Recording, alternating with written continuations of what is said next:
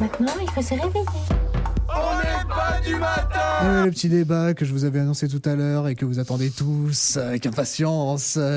Corinne Levet-Texera et Yann Chailloux m'ont rejoint. Bonjour. Bonjour. Vous allez bien ? Très bien. Ouais, petit marathon médiatique pour certains, oui. Oui. Yann Chailloux aussi me confiait en antenne que il allait voir la concurrence aussi radiophonique demain, donc voilà. Mais pas aussi bien que Radio Campus. Ah oui, non, mais la meilleure radio du monde, hein, qu'est-ce que vous voulez. Voilà, on est où on n'est pas. Alors oui, voilà, nous allons passer un petit peu à l'actualité qui anime le Parti socialiste en ce moment, à savoir donc ce fameux débat. Après donc et ses alliés. Et ses alliés, c'est ça, oui, bon, ok. La belle alliance populaire. C'est très important, la belle alliance populaire, donc pour la primaire citoyenne, effectivement, le deuxième tour, donc qui va opposer Benoît Hamon, donc à Manuel Valls. D'abord, petite question, tout simplement. Quelles ont été vos réactions suite à ces résultats ? On rappelle à peu près 35-36% de voix pour Benoît Hamon et 31% pour Manuel Valls. Votre réaction, Corinne Levet-Texera, à la suite de ces résultats de votre poulain ? Eh bien, une très bonne surprise. Voilà. Je pensais j'espérais qu'il serait qualifié pour le second tour, mais j'étais pas du tout convaincu qu'il serait en première position. Donc ça a été vraiment très plaisant, et puis vraiment une satisfaction d'avoir vu cette mobilisation autour de lui, qu'on sentait grandir au fur et à mesure que la campagne avançait, mais qui s'est concrétisée dimanche dernier et qui, j'espère, sera amplifiée dimanche prochain. Parfait. Et Yann Chailloux, ton ressentiment par rapport pas de surprise parce pas de surprise. On attendait quand même Manuel Valls. Sur le terrain, on sentait bien qu'il y avait deux dynamiques, une dynamique pour Valls évidemment et une dynamique pour Hamon et absolument pas pour Montebourg. Et donc voilà, pas de surprise sur les deux premiers en tout cas arrivés en tête. Après effectivement, il fallait savoir quel score allait avoir chacun. Voilà, après c'est pas une déception puisque on est au second tour. Beaucoup comparaient Valls au premier tour à Nicolas Sarkozy. Aujourd'hui, on compare Valls à Alain Juppé. Moi, je pense que on peut comparer aussi Valls à François Fillon pour les résultats, parce que l'écart entre les deux est tellement faible qu'on le voit, rien n'est écrit, que tout est possible et que les électeurs peuvent se mobiliser. Même avec l'apport des voix quand même, parce que là, je dirais quand même que beaucoup d'observateurs politiques pensent quand même que Benoît Hamon est en ballottage très favorable avec Arnaud Montebourg qui appelle quand même à voter pour lui, et une réserve de voix quand même de 17% quand même, ce qui n'est quand même pas rien. Après, moi je pense effectivement que les reports de voix ne sont pas forcément ceux qu'on attend. On l'a vu aux dernières élections, au régional, au municipal, au départemental. Les reports de voix se font au cas par cas, et donc on ne sait pas ce que les électeurs vont faire. C'est vraiment aux électeurs de faire leur choix. Donc c'est à eux de s'exprimer dimanche et pas à nous de s'exprimer pour eux. Et Corinne Levet-Texera, vous pensez justement à une alliance entre les élections, le deuxième tour est inscrit dans le premier, donc voilà. C'était le cas au régional, c'était malheureusement le cas au municipal, puisqu'il n'y a pas eu de deuxième tour, et c'était le cas au départemental. Et je vais dire, c'est toujours le cas lors d'élections à deux tours. On sait très bien lire le deuxième tour avec les résultats du premier, et les résultats du premier sont très nets. Et donc bon voilà, à mon sens, la victoire de Benoît Hamon dimanche ne fait pas de doute. Après, ce qui doit être évidemment regardé de près dimanche prochain, c'est deux choses. Bien évidemment, le niveau de la victoire, il faut qu'elle soit nette. Là-dessus, je pense que tout le monde en est d'accord. Et par ailleurs, il est important également qu'il y ait une très bonne participation, et que j'espère que les gens ne seront pas découragés par les espèces de cafouillages assez lamentables qui ont suivi l'annonce des résultats lundi. Voilà. Oui, d'ailleurs, vous étiez tous les deux un petit peu au niveau de l'organisation. Je sais que Yann Chailloux y était. J'étais représentant de... Alors, à la fois, j'organisais d'un point de vue technique uniquement les choses sur Orléans, et tout s'est vraiment bien passé. On n'a pas eu d'incident en termes de bureau de vote, en termes de... si peut-être parfois pour faire remonter les taux de participation sur l'applicatif, parce qu'il y a un applicatif smartphone qui permet de remonter rapidement les résultats, et si on s'en sort pas toujours bien avec le smartphone, c'est un peu compliqué, mais on a aussi une autre possibilité pour faire remonter les chiffres de participation, c'est l'audiotel. Donc voilà, il y a deux moyens de faire remonter les chiffres. Donc tout s'est très très bien passé sur Orléans, et après au niveau du Loiret. Donc j'étais représentant de Manuel Valls, délégué pour vérifier que tout se passait bien. Tout s'est vraiment bien passé. Nous, on n'a pas eu de problème à déplorer. Je sais que pour les autres représentants de candidats qui étaient très présents un peu partout, notamment à la source, il y a eu du travail de fait, et il n'y a franchement pas eu de soucis en termes de recollement de voix, de vote, en termes de remontée de participation. Enfin voilà, tout s'est bien passé. D'ailleurs, on peut souligner qu'il y a eu quand même une bonne participation à Orléans. Par rapport aux dernières primaires, il nous manque à peu près 1200 voix, donc ce qui n'est pas grand-chose, parce qu'on s'attendait à ça fait combien au total, si tu as les chiffres un peu au total, pour cette primaire, c'est 3092 voix. Sur Orléans, donc. Oui, ouais. Enfin 3092 votants. Et j'ai lu sur Internet, notamment, que l'un des reproches faits, notamment, c'est qu'il n'y avait pas de chiffres au niveau départemental, au niveau de la participation. Est-ce que toi, tu aurais une idée au niveau départemental, justement, au niveau du Loiret j'ai pas le chiffre exact, parce que... Ou si tu l'as grosso modo. Mais c'est 15 000. Oui, c'est 15 000. Okay. C'est 15 000, je peux l'avoir. D'accord, ouais. Parce qu'il y avait ce reproche-là. Il est en ligne sur le site internet de la fédération du PS Loiret. D'accord. Mais d'ailleurs, dans le Loiret, ce qui m'a fait plaisir, c'est que Manuel Valls était en tête, d'une courte tête, mais en tête quand même. Et quand on a fait campagne, quand on s'est beaucoup mobilisé, cette courte tête, elle fait plaisir quand même. D'accord. Alors on a bien compris donc comment. Sur Orléans, il est en tête, Benoît Hamon. Enfin, je veux dire, oui. Si on jouait ça, voilà. Oui, évidemment. Ouais, super. C'est grâce à la super campagne qu'on a faite. Ah, mais de toute façon, là le débat actuel justement voilà. est là aussi pour inciter les indécis sur Orléans à s'exprimer. Hein. Non, de mais toute façon, par contre, vraiment, je pense que je regardais la proportion des votants. Pour chaque candidat. Et je crois réellement qu'il y a eu une dynamique chez Valls. Je voyais qu'il y avait les inactifs représentaient 40% de l'électorat de Manuel Valls, contre 32% pour Benoît Hamon. Et je voyais aussi que les jeunes votaient plus pour Benoît Hamon. Manuel Valls que pour Benoît Hamon. Benoît Hamon, c'est 9% et Valls, c'est 13%. Alors après, ça ne joue à rien, mais je suis étonné par ces chiffres. Pour le coup, c'est un sondage. Pas d'où ils sortent.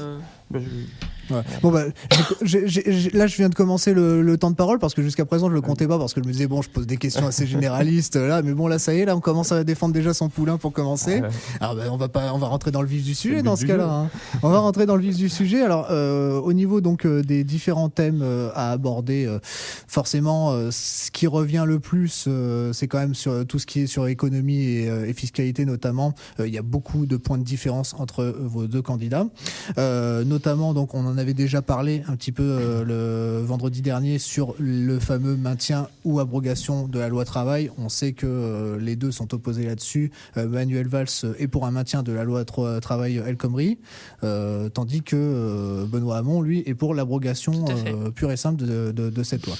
Moi, je voulais revenir par contre sur quelque chose dont on n'avait pas véritablement parlé vendredi dernier par manque de temps. C'était sur ces revenus universels d'existence et le revenu décent.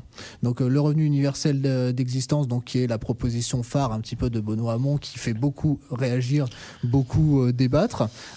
Beaucoup se posent la question notamment du financement d'une telle mesure, et tandis que Manuel Valls, lui, est fermement opposé à ce revenu universel et il préfère lui attribuer plutôt un revenu décent en fait qui serait issu de la fusion en fait de minima sociaux et qui serait attribué en fait sous conditions de ressources aux personnes qui seraient âgées de plus de 18 ans. Est-ce que donc vous pourriez nous parler un petit peu de ces deux mesures, histoire qu'on puisse bien faire la différence entre les deux. Corinne Leveilleux-Texera, pour commencer. Écoutez, le revenu universel d'existence, c'est d'abord et avant tout, je crois, la volonté manifestée par Benoît Hamon, d'une part, de repenser la relation au travail, qui ne doit pas être exclusive. Et c'est-à-dire aujourd'hui, on considère que la source de revenus, c'est avant tout le travail. Benoît fait part du constat que le travail se raréfie pour des raisons qui tiennent à la mondialisation de l'économie, mais également à la transformation des modes de production et à une importance croissante des nouvelles technologies, une segmentation du marché du travail, tout ça fait que le travail est en train de changer. Ça, c'est un premier élément. Et donc, l'autre élément, c'est aussi la volonté de mettre la solidarité au cœur du pacte social, ce qui avait été un petit peu oublié par la gauche depuis quelques années. Et donc, ce revenu universel, il naît un petit peu de ça, de ces deux constats. Le travail, aujourd'hui, est en débat, c'est devenu un point de fragilité, alors que c'était un point de fondation des sociétés contemporaines.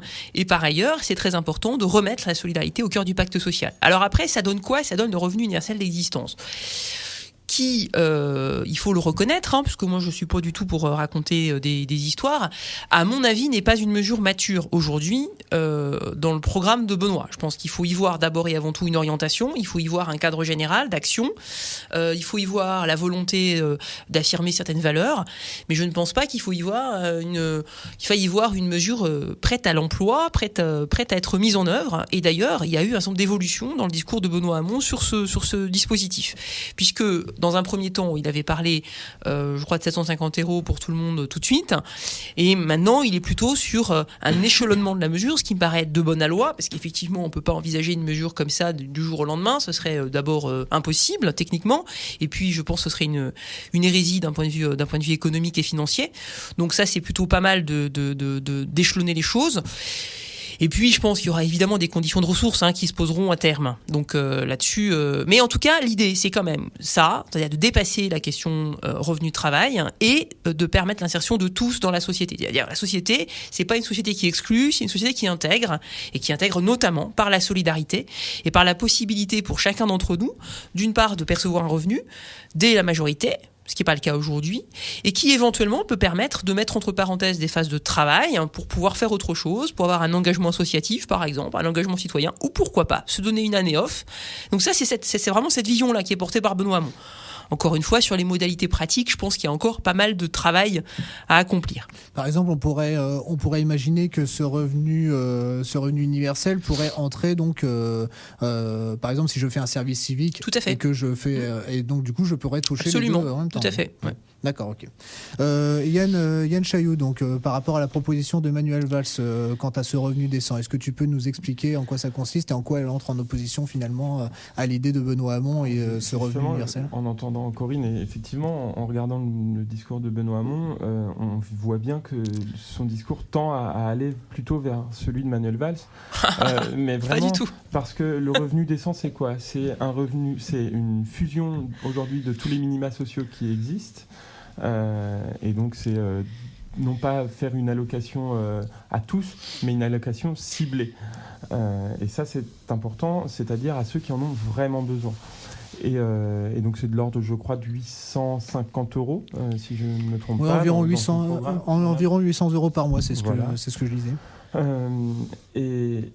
Et donc cette idée-là, avec conditions de ressources, normalement, j'ai plus le projet exact sous les yeux, mais il me semble que c'est sous condition de ressources. Sous condition de ressources, oui. Vient de dire Corinne à l'instant. Et donc voilà, l'idée du revenu décent, c'est ça. Et évidemment, c'est l'ouvrir aux jeunes de 18 à 25 ans qui aujourd'hui n'ont pas le droit au RSA. On a d'ailleurs travaillé sur j'ai oublié cette... Le revenu d'autonomie ? Non, pas le revenu d'autonomie, Ça nous a pris de la tête. Bien voilà. La prime d'activité. Voilà, la fusion, je voulais dire la prime d'activité. Je connais bien la prime d'activité pour la toucher personnellement. Voilà, la prime d'activité qui a été faite durant le quinquennat, ça a mis du temps à revenir. On est beaucoup en campagne. D'accord. On perd oui, pourtant je le connais. Et donc la prime d'activité a été mise en place par le gouvernement là, sous le quinquennat. Elle est aussi ouverte aux 18-25 ans, qui est une fusion du coup de la prime pour l'emploi et du RSA activité.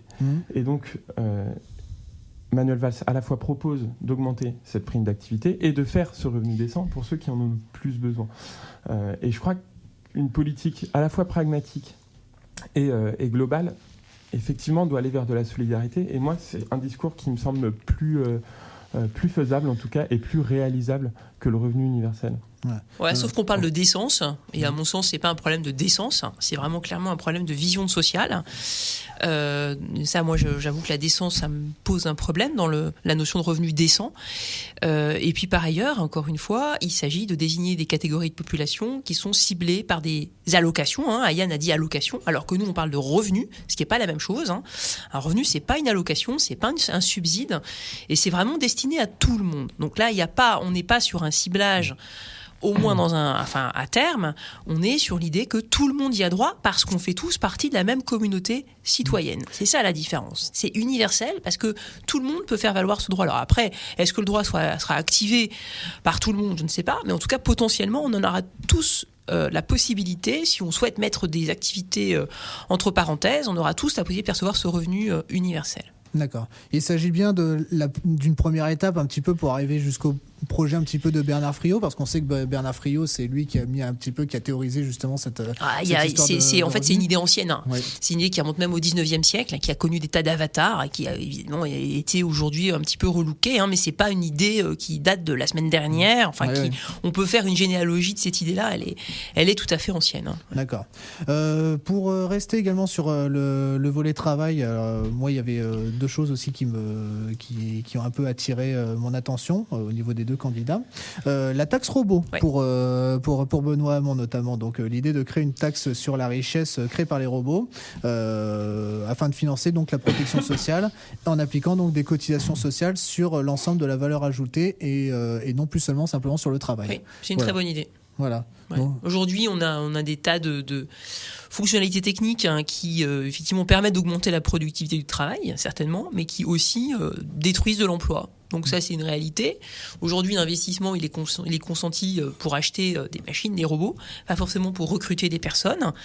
Et donc l'idée, c'est de rééquilibrer un petit peu les choses, puisque effectivement, un robot, il travaille en 24/24 et en 7 jours sur 7, si on le souhaite. Il n'a pas de droits syndicaux, il n'a pas de pause vacances, il n'a pas de pause cigarette. Donc pour un employeur, c'est tout bénéfice. Et donc vraiment, l'idée, c'est aussi de faire participer ce qui a été un élément de destruction de l'emploi. Ça a été un élément de productivité, mais ce qui a été un élément de destruction de l'emploi, de faire participer cette nouvelle forme de production, qui a quand même déjà quelques années, mais qui tend à se généraliser à la protection sociale, puisqu'il n'y a pas de raison finalement que d'un côté il n'y ait que des avantages et à acheter des machines, acheter des robots, et qu'à l'inverse, engager une personne, embaucher une personne, ce soit perçu comme une charge uniquement. Donc là, l'idée, c'est un petit peu de rééquilibrer aussi la vision et le rapport au travail. D'accord. Et donc au niveau du programme de Manuel Valls, moi je notais cette mesure phare un petit peu du candidat Nicolas Sarkozy en 2007 qui serait reprise et remise à l'ordre du jour, à savoir la défiscalisation des heures supplémentaires. On parlait est-ce que tu peux nous en dire plus ? Oui, on en a déjà parlé la semaine dernière. Je suis pas sûr que ce soit une proposition qui soit dans la partie travail, mais plus dans la partie pouvoir d'achat, puisque Manuel Valls. Oui, je restais dans le travail, économie. C'est plus une mesure pour. Et fiscalité, justement. Plus dans l'économie et la fiscalité aussi, mais plus dans l'économie, puisque l'idée c'est de redonner du pouvoir d'achat, donc d'essayer de travailler sur la consommation, sur la demande. Cette idée-là, pour faire très rapide, Nicolas Sarkozy, quand il a fait la défiscalisation des heures supplémentaires, il y avait 3 volets. Le premier volet, c'était de baisser les cotisations sociales. Ensuite, le deuxième volet, c'était de réduire effectivement l'impôt sur le revenu sur ces heures supplémentaires-là. Et puis le troisième volet, c'était de supprimer les charges patronales. Là, dans la proposition de Manuel Valls, c'est de garder l'idée de défiscalisation des heures sup, donc les 2 premiers volets, et de, évidemment, garder les charges patronales au même niveau, parce qu'on sait très bien que les charges patronales, si on les baisse, c'est cette mesure qui va encourager ou justement ne pas encourager les chefs d'entreprise à embaucher de nouveau. Ouais, c'est ce que j'allais revenir sur cette question justement, parce qu'on disait souvent que cette mesure, normalement, elle n'allait peut-être inciter. Donc l'idée, c'est vraiment de donner du pouvoir d'achat et en même temps de continuer à faire de l'emploi et à proposer de nouveaux emplois. Voilà, c'est ça qui est important. il faut être flexible entre les deux, j'allais dire. Il faut pouvoir faire ces deux politiques-là. Moi, ça me semble important. Donc l'idée, c'est vraiment de redonner du pouvoir d'achat, et c'est important dans notre économie. Il propose également de baisser les impôts pour les ménages les plus modestes. On l'a déjà commencé là sous le quinquennat. Et donc il faut amplifier cette dynamique, parce que aujourd'hui, je pense qu'il nous faut de toute manière un impôt plus juste et mieux réparti. Et donc ça commence par soulager les ménages les plus modestes. Voilà. Justement, je vais vous demander de réagir aussi chacun justement par rapport à ces mesures. Corinne Leveilleux-Texera, qu'est-ce que vous pensez justement de cette mesure de défiscalisation des heures supplémentaires ? Pas grand-chose de bien, parce qu'en fait, encore une fois, c'est la volonté de concentrer le travail sur ceux qui l'ont déjà, puisqu'en fait, les heures supplémentaires, c'est pour ceux qui sont déjà dans l'emploi, la possibilité de travailler encore plus. Alors, parfois, c'est voulu, parfois, c'est subi, parce que on sait très bien qu'il y a beaucoup d'employés qui n'ont pas le choix de refuser des heures supplémentaires. Voilà, bon. Donc, je vois pas très bien pourquoi c'est ce temps supplémentaire passé au travail ne serait pas fiscalisé. Donc moi je vois pas l'intérêt, et d'un point de vue fiscal et d'un point de vue relation de travail, puisque encore une fois le constat qu'on fait, c'est que le niveau du travail global est plutôt en réduction, et que ce type de mesure aboutit à concentrer le travail sur quelques personnes, et à l'inverse à en priver toujours plus d'autres. Voilà, donc on est une société à deux vitesses, avec des gens qui sont intégrés dans le travail d'un côté et des gens qui sont exclus du travail durablement d'un autre côté. Donc c'est vraiment ça qu'on ne veut plus. Donc ça, je pense que c'est une mesure qui va à contresens même du bon sens économique. D'accord, ok. Moi, je pense que cette critique peut être aussi faite sur le revenu universel que propose Benoît Hamon, parce que donner un revenu à tous, c'est aussi exclure des personnes, notamment les femmes, parce qu'on sait très bien comment notre société aujourd'hui encore fonctionne. C'est exclure certaines personnes du travail, et cette société du travail, et la société du travail, elle est importante aussi, et ça, il faut Alors, en fait, j'explique, le revenu universel n'est pas lié au travail, justement. Donc, c'est précisément un dépassement de la notion de travail et de revenu, de lien entre les deux. Donc, c'est un reproche qu'on ne peut pas faire, évidemment, puisque qu'on soit homme ou femme, on peut percevoir le revenu universel, puisqu'il précisément, il est universel. Et Yann, par rapport à la taxe robot dont je parlais tout à l'heure, est-ce que tu as une réaction par rapport à cette mesure ? Moi, voilà, je trouve que c'est intéressant. C'est un débat qu'on a souvent au Parti socialiste, et même, je pense, dans les autres partis. Et ce qui est important, c'est aussi de travailler sur l'innovation. L'innovation dans toutes les entreprises, dans toutes les PME. On en parlait encore la semaine dernière sur les petites entreprises. Il faut aider les plus petites entreprises pour qu'elles puissent innover et pour qu'elles puissent grossir et grandir. C'est ça qui est important aussi aujourd'hui dans notre économie. D'accord. On arrive. Là, je vais devoir déjà passer très vite au thème parce qu'on n'a malheureusement pas beaucoup de temps. Mais non, mais pas de souci. Il n'y a aucun problème. On va passer à l'écologie. Je voulais revenir absolument sur cette histoire donc d'électricité et de réduction donc de la part de nucléaire dont on entend parler de tous les côtés. On a Jean-Luc Mélenchon, par exemple, qui propose lui carrément de revenir à 100% d'énergie renouvelable d'ici à peu près 25-30 ans. Benoît Hamon, donc lui, en propose 50% dès 2025, tandis que Manuel Valls propose la réduction de la part du nucléaire à 50% en 2025. Ça rentre forcément en lien avec l'actualité en cours, avec la fermeture de la centrale de Fessenheim d'ici 2018. Donc, est-ce que c'est réalisable déjà, et est-ce que c'est assez ambitieux déjà des deux côtés ? Voilà. Est-ce que déjà le programme de Benoît Hamon est-il suffisamment ambitieux, 50% ? Je vais poser la question aux deux, franchement. Alors, c'est pas facile d'arriver à ça. C'est pas facile d'arriver à ça parce qu'on part quand même, même s'il y a eu des progrès de fait, on part quand même d'assez loin. Et par ailleurs, cette question de l'énergie est une question qui est compliquée parce que d'abord, ça suppose énormément de recherche en amont.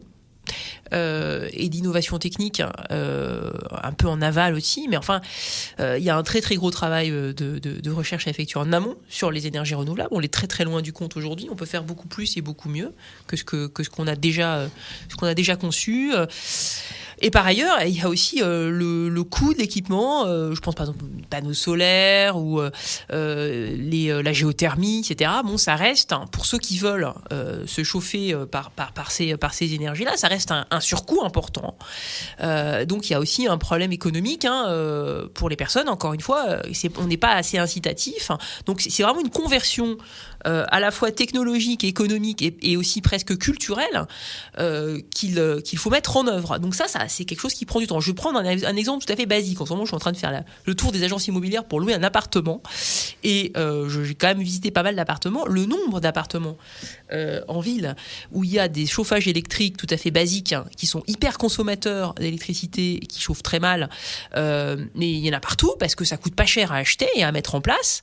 Voilà un très bon exemple de ce qu'il faut justement casser. C'est-à-dire que aujourd'hui, il faut que si on s'équipe en énergie renouvelable, ça soit aussi peu cher que d'acheter un petit radiateur électrique.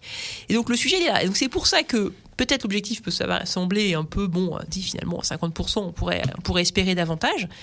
Mais le chemin à parcourir est tellement énorme et les mentalités à changer. Alors les mentalités sont encore en train de changer, mais tout ce qu'il y a à mettre en place, compte tenu du parc déjà existant, est tellement considérable que, à mon sens, c'est déjà beaucoup si on arrive à réaliser cet objectif. D'accord. Yann Chailloux. Je rejoins ce qu'a dit Corinne et je donnerai deux éléments de contexte. On a quand même réussi à faire signer un texte sur le climat il y a 1 an à peine. Tout à fait. Il y a plus d'un an et 2 mois.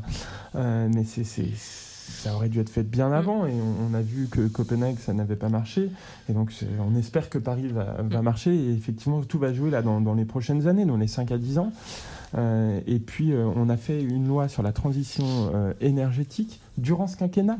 Donc, évidemment que ça va mettre du temps à se faire puisque les décisions viennent d'être prises. Donc, après, entre la décision prise et le moment où ça se fait, ou qui peut être plus ou moins long, il y a de la marge.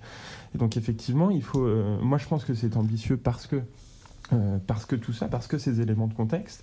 Et en même temps, effectivement, il faut changer les mentalités. Donc les mentalités, elles changent, elles évoluent, mais il faut encore continuer à pousser pour que les mentalités changent vraiment. Et je vois Manuel Valls dans son programme propose qu'on aille vers plus de véhicules propres. Et ça, moi, ça me semble important parce que quand on parle d'énergie, on parle aussi de mobilité. C'est important. Il faut réfléchir à quelle énergie, quelles ressources on prend pour être mobile. Et ça, moi, ça me semble important. C'est un des enjeux essentiels dans les prochaines années. D'accord. Au-delà du nucléaire en soi-même. Très bien, on a compris vos positions donc sur le nucléaire. Très vite, donc du coup, on va passer tout de suite, sans transition là franchement, immigration et sécurité notamment. Je vais parler de ça parce qu'on n'a pas eu le temps d'aborder ces thèmes-là justement vendredi. Donc il y a une petite transition puisque aujourd'hui, on sait que le plus de migrants viennent parce que il y a un climat qui est en train de se détériorer dans certains pays. Oui. Et je crois que le nombre de personnes qui migrent à cause de ça est bien plus élevé que le nombre de personnes qui migrent à cause de la guerre. Oui, les fameux réfugiés climatiques dont on parle, oui. D'accord. Mais justement, en parlant de ça, justement, alors Manuel Valls souhaite conserver la politique actuelle d'accueil des réfugiés, pas plus, pas moins, alors que Benoît Hamon donc demande justement à accueillir davantage de réfugiés. Il souhaite également autoriser les demandeurs d'asile à travailler en France plus rapidement et il veut ouvrir le droit de vote aux étrangers pour les élections locales. Manuel Valls veut renforcer, lui, le contrôle des frontières extérieures de l'espace Schengen et ne pas ouvrir ce droit de vote aux étrangers aux élections locales. Alors déjà, justement, sur le point de vue de l'immigration, Yann, pourquoi garder cette politique en place ? Elle est très bien comme ça ? Garder la politique, ça veut dire aussi respecter nos engagements. On en parlait la semaine dernière sur les engagements qu'on avait pris au niveau de l'Europe. Donc il faut garder ces engagements et en même temps, il faut les respecter. Donc il faut tout faire pour accueillir et accueillir bien. Et donc moi, je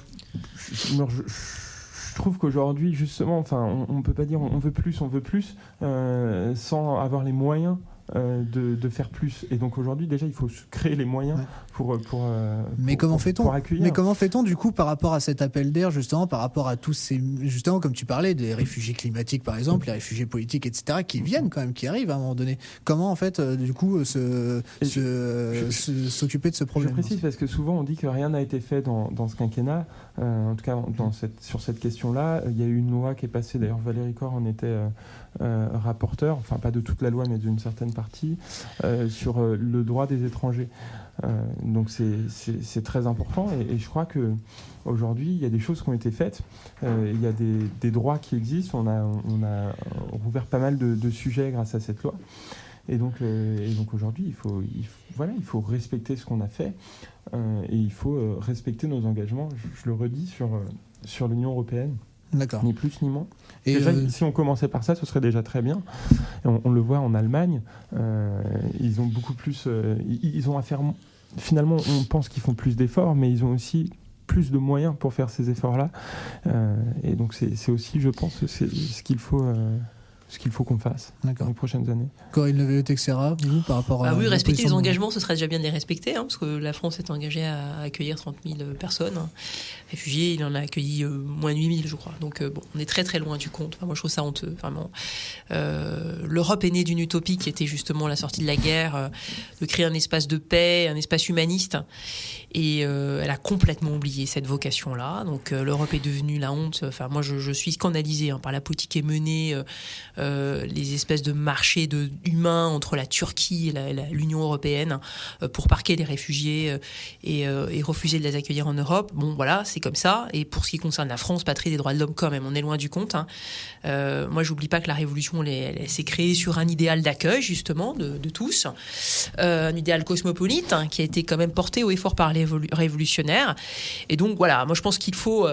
alors bien sûr, comme dirait Rocard, on peut pas accueillir toute la misère du monde, là j'en suis d'accord, mais quand même quoi, enfin ne pas être capable, la 5e puissance ou la 4e puissance mondiale, ça dépend des moments et ça dépend des classements, pas capable d'accueillir 30 000 personnes, j'y crois pas une seule seconde. Enfin soyons sérieux, je pense que là on s'est vraiment déshonoré, on s'est déshonoré aussi avec, allons-y quand même le dire, avec le projet de déchéance de nationalité, donc il faut revenir aux fondamentaux, il faut revenir aux valeurs, il faut considérer que, encore une fois, on fait société pour l'homme, et non l'inverse, et que les gens, et en particulier les réfugiés syriens, qui fuient un pays dévasté, qui fuient un pays ruiné, qui fuient des violences, qui fuient des persécutions épouvantables, la torture, ces gens-là, comment ne pas les accueillir? Enfin, comment la France qui a connu la guerre, alors on l'a oublié parce que les générations qui sont aujourd'hui aux manettes ne sont pas des générations qui ont connu la guerre, mais tout de même, enfin, nos grands-parents peuvent nous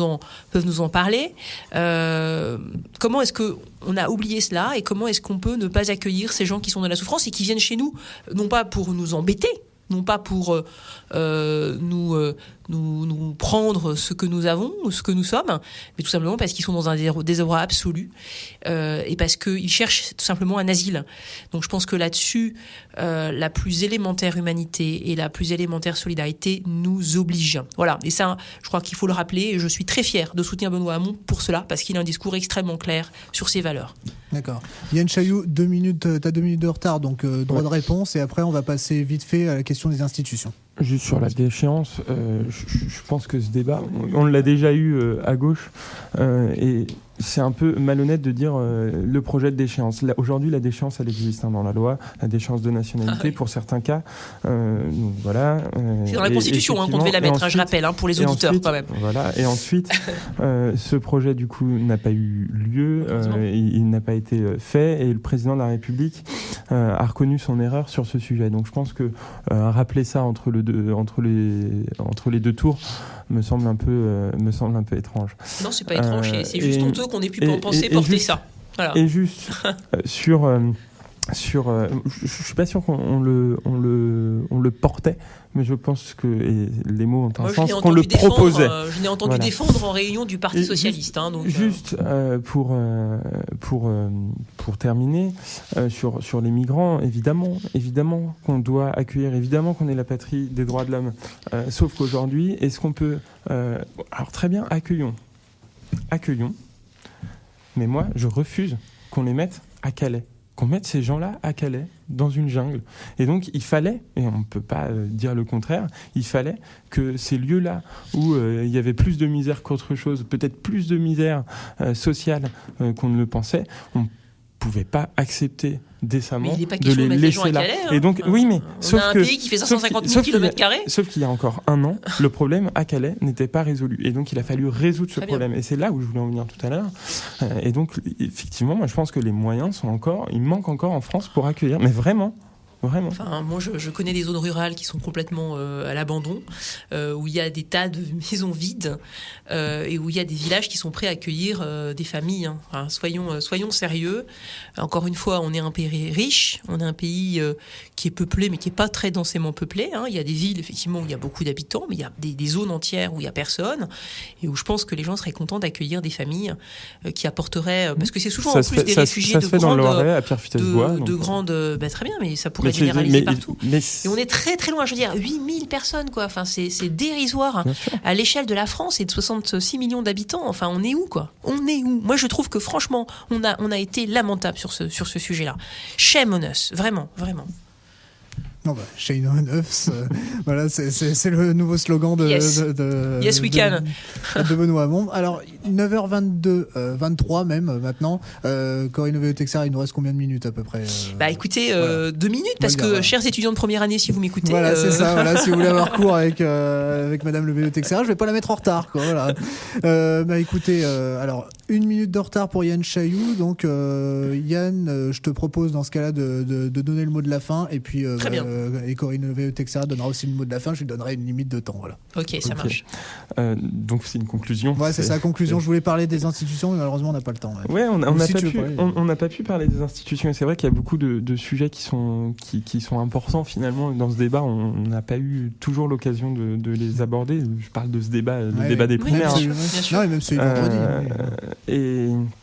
Et donc il y a beaucoup de choses qui me semblent importantes, mais je voudrais juste rappeler les quelques défis qui s'ouvrent à nous avec cette élection présidentielle. Le premier défi, c'est de faire de l'Europe un bouclier contre les excès de la mondialisation. Ça, c'est dans le projet de Manuel Valls. Le deuxième défi, c'est de soutenir les PME françaises. On en a parlé tout à l'heure sur l'innovation, notamment. Le troisième défi, c'est d'imaginer les nouveaux outils de la solidarité. On parlait du revenu de décence. On parlait de la prime d'activité. Et il y a encore beaucoup de choses à faire sur la solidarité, notamment en matière de santé, de numerus clausus. Et puis le quatrième défi, c'est de consolider la cohésion de notre nation. On parlait du service civique obligatoire la dernière fois, vendredi. C'est une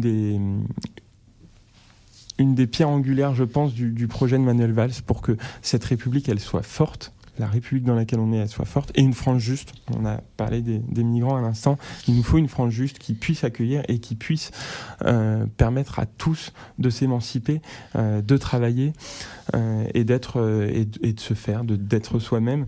On n'a pas parlé de culture, on n'a pas parlé de territoire, on n'a pas parlé donc d'agriculture. On revient demain. Voilà. Donc, oui, ça, malheureusement, je travaille, donc là, ça va pas être possible. Hein. Si je pouvais, là, j'adorerais. Corinne Veilleux-Texera, vous avez à peu près 1 minute 20. Là, mon portable a redémarré, mais j'ai compté par rapport à l'horloge. Okay, voilà. Donc, moi, ce que je veux simplement dire, je vais pas énumérer de mesures, mais simplement ce que je veux dire, c'est que je pense que la candidature de Benoît Hamon, elle est porteuse par-delà les mesures. Et encore une fois, vous l'avez compris, il y a des mesures qui sont, à mon sens, à des degrés inégaux de maturation. Mais ce qui, moi, m'intéresse dans la candidature de Benoît Hamon, c'est que c'est une candidature qui fait bouger les lignes. Pourquoi ? Parce que d'abord, elle réveille un peu la gauche, et notamment la gauche socialiste, qui était un petit peu endormie. Et elle permet d'attirer, me semble-t-il, des gens qui étaient un peu éloignés de la politique, parce qu'elle apporte de nouvelles réponses à des problèmes d'aujourd'hui. Donc c'est pour ça que ça m'intéresse, parce que c'est quelqu'un qui est innovant par son discours, qui est innovant par ses propositions. Et puis, la deuxième raison pour laquelle je milite pour lui, c'est que c'est quelqu'un qui remet le politique au cœur du débat. C'est-à-dire qui dit, bon, ok, très bien, il y a effectivement de la gestion, il y a effectivement du management, mais Un homme politique, c'est d'abord quelqu'un qui porte une vision, qui porte des orientations. Et après, on voit comment on fait pour mettre en œuvre la vision et les orientations. Mais il ne confond pas la fin et les moyens. Et encore une fois, il refait politique. Et ça, je trouve que c'est très intéressant parce que la gauche avait eu tendance à refluer du politique pour aller sur de l'économique et sur de la gestion pure. Or, ça n'est pas son cœur de métier, c'est pas son ADN. Et avec Benoît Hamon, elle retrouve finalement ce qui fait battre son cœur et le cœur de la France et son slogan « Dimanche, votez Hamon, 9h-19h, partout en France ». Parfait, vous êtes à égalité à quasiment une seconde près, là, c'est magnifique. Bien, merci à vous deux, franchement, pour votre présence, pour ce débat. Donc, n'oubliez pas aussi, pour ceux qui sont intéressés donc, par ce débat, le débat donc, de ce soir du deuxième tour, et puis également ceux qui sont également intéressés pour prendre connaissance des programmes, je vous conseille notamment le graphique de France 24, notamment, qui énumère donc point par point les différences entre Manuel Valls et Benoît Hamon. Et il y a également les décodeurs, un article des décodeurs sur lemonde.fr, justement, pareil, si vous voulez vous renseigner sur ces différences-là, je vous le conseille vivement. Ça va beaucoup aider même pour la préparation de cette émission. Le programme de la fin de journée avec 17h-19h, l'Afterwork. Il n'y aura pas cette fois-ci votre émission cinéma de 19h à 20h, alors on se fait un film, donc elle ne sera pas présente cette fois-ci. Jean Pop 2 de 20h à 21h et de 21h à minuit, la classe internationale. Et quant à moi, je vous retrouve mercredi prochain pour une prochaine matinale. D'ici là, portez-vous bien sur le 88.3 FM, bien sûr, du bon son sur les ondes.